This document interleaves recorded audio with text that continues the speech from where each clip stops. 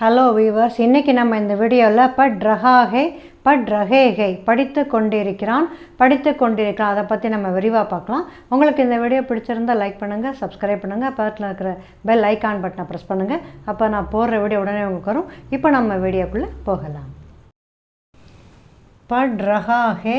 But ரஹி ஹே படித்து கொண்டிருக்கிறான், படித்து கொண்டிருக்கிறாள். அதாவது படித்து கொண்டிருக்கிறான் பட் ரஹா ஹே சொல்லணும், படித்து கொண்டிருக்கிறாள் சொல்லும்போது பட் ரஹி ஹே சொல்லணும். நிகழ்கால தொடர்வினையில் வினையுடன் ஆண்பால் ஒருமை ரஹா எனவும் பன்மை ரஹே எனவும், அடுத்தது பெண்பால் ஒருமை மற்றும் பன்மையில், பெண்பால் ஒருமை சொல்லும்போது ரஹி, பன்மை சொல்லும்போது ஹூம், ஹே, ஹோ மற்றும் ஹைங்குன்னு படிக்கணும். டாட் இங்கே இருக்குது, ஹைங்.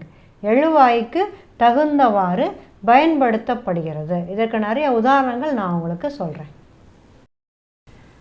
ஆஜ் மேரி பாப் மும்பை ஜா ரஹா ஹே. அப்போ இந்த இடத்துல மேரிங்கிறது பெண், என்னுடைய பெண் சொல்கிறாங்க. அந்த பெண்ணுடைய அப்பா தந்தை, அப்போ தந்தை வர்றதுனால நம்ம ரஹா எழுதியிருக்கோம். இன்று என் தந்தை மும்பை சென்று கொண்டிருக்கிறார். ஒரு பெண்ணினுடைய தந்தை மும்பை போயிட்டுருக்காங்க, அதனால் பாப் வந்ததுனால ரஹான்னு எழுதியிருக்கோம். இப்போ நம்ம ஆண்பால் பன்மை சொல்லும் பொழுது தும் கியா கர் ரஹே ஹோ, தும் வந்தால் நம்ம ஹோ எழுதணும். இப்போது தும் கியா கர் ரஹே ஹோ இது ஆண்பால் பன்மை. நீ என்ன செய்து கொண்டிருக்கிறாய். அடுத்தது தும் கியா லிக் ரஹே ஹோ, இதுவும் இந்த ஆண்பால் பன்மையில் லிக் அப்படிங்கிறது எழுதுறது. அப்போது நீ என்ன, கியான என்ன, லிக் ரஹே ஹோ எழுதி கொண்டிருக்கிறாய். தும் வந்தால் ஹோ எழுதணும்.